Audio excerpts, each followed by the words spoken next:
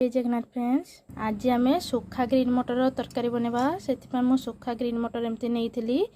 5 घंटा में बतुरे नहीं या आम सीझे नेबा लुण देगी गोटे कोड़े तेल गरम करदे से खंडे डालचीनी गोटे तेजपत्र हाफ चामच जीरा गोटे सुखा लंका देदेबा 2टी बड़ पियाजर कटा देदेबा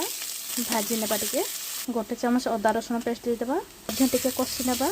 मुझे किसी गुंड मसला नहीं जोटा कि हलदी गुंड लंका जीरा गुंड धनिया गुंड करी पाउडर किसी गरम मसला नहीं अल्प पानी देदेबा